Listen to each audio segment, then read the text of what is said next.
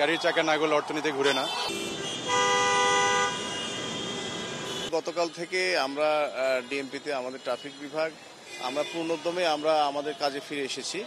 তো আমরা এই কাজে ফেরাতে সাধারণ মানুষ এই ঢাকা নগরবাসী যেমন স্বস্তি বোধ করছে, আমরাও পাশাপাশি তাদের সঙ্গে আমরাও স্বস্তি বোধ করছি।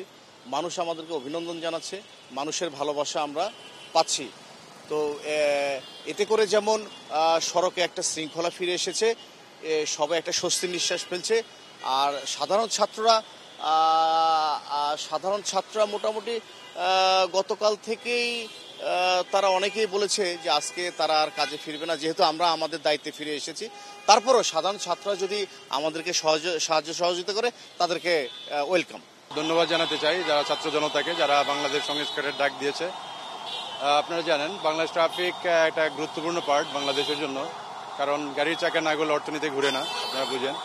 তো সুতরাং আপনার যারা যে বিশেষজ্ঞ তাদেরকে সেই দায়িত্বই দিতে হয়, পালন করতে হয়। আমরা ধরেন বাংলাদেশ ট্রাফিক অত্যন্ত দক্ষ, সবাই যারা কাজ করে বাংলাদেশ ট্রাফিকে সবাই অত্যন্ত দক্ষ। রাষ্ট্রকে সচল রাখার জন্য তাদের গুরুত্বপূর্ণ ভূমিকা পালন করতে হয়। তো বিগত 7 দিন আপনারা দেখেছেন বাংলাদেশের ছাত্র জনতা রাস্তায় নেমে ট্রাফিক নিয়ন্ত্রণের চেষ্টা করেছে।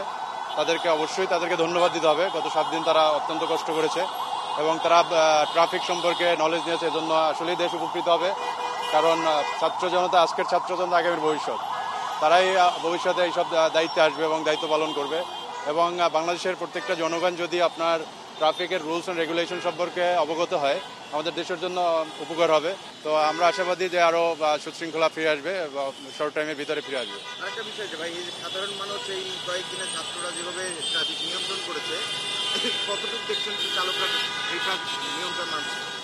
বেসিক্যালি আসলে যারা দায়িত্ব পালন করেছে তারা তো এই বিষয়ে ট্রেন্ড না, তারপরেও তারা যথেষ্ট চেষ্টা করেছে এবং আমরা মনে করি যে না, তারা অনেক ভালো দায়িত্ব পালন করেছে এবং মানুষজন তাদেরকে সাপোর্ট করেছে এবং আমরাও তাকে সাধুবাদ জানাচ্ছি।